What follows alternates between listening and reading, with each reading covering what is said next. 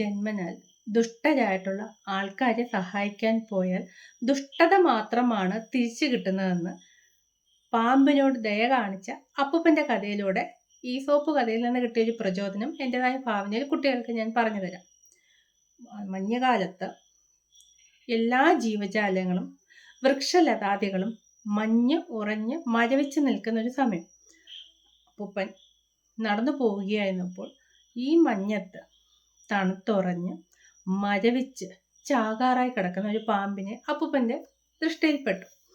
അപ്പൂപ്പൻ സാധുവും മനുഷ്യസ്നേഹിയും നല്ല മനസ്സിനുടമയുമായിരുന്നു. അപ്പൂപ്പൻ എന്ത് ചെയ്തു?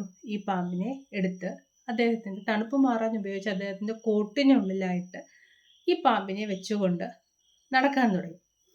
ഏറെ നേരം കഴിഞ്ഞപ്പോൾ അപ്പൂപ്പന്റെ നെഞ്ചത്തെ ഇളം ചൂടേറ്റ് മരവിപ്പിൽ നിന്ന് ഈ പാമ്പ് ഉണരുന്നതായിട്ട് അപ്പൂപ്പന് മനസ്സിലായി. അപ്പൂപ്പന് സന്തോഷം തോന്നിയ ഒരു ജീവനെ, ആ പാമ്പിന്റെ ജീവൻ തിരിച്ചു കിട്ടിയല്ലോ എന്നുള്ള സന്തോഷത്തിലാണ് അപ്പൂപ്പൻ പോയത്. പക്ഷെ ആ പാമ്പ് തനി സ്വഭാവം കാണിച്ചു.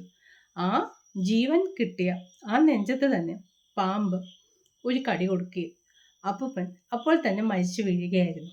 നമ്മൾ കുട്ടികൾക്ക് ചെറുതിലേ തന്നെ പറഞ്ഞു കൊടുക്കണം, ദുഷ്ടന്മാരെക്കുറിച്ചും റോങ് ആയിട്ടുള്ള ആൾക്കാരെക്കുറിച്ചും. അവർ പല രീതിയിലും കുട്ടികളെ അപകടപ്പെടുത്താൻ സാധ്യതയുണ്ട്. പക്ഷെ അന്നേരം ഈ കഷ്ടതയും ബുദ്ധിമുട്ടുകളും വളരെ ദരിദ്രഭാവത്തിലും ഈ പറയുന്ന ഭിക്ഷക്കാരുടെ ഭാവത്തിലുമൊക്കെ, എല്ലാവരും അങ്ങനെയല്ല, ജാഗ്രത മാത്രം മതി.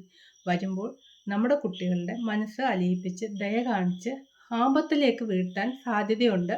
അപ്പോൾ അതൊക്കെ ഇങ്ങനെയുള്ള കഥകൾ പറഞ്ഞു കൊടുത്ത് കുട്ടികൾക്ക് പറഞ്ഞു കൊടുക്കണം. അർഹതയുള്ളവർക്ക് മാത്രമേ സഹായിക്കാൻ പാടുള്ളൂ.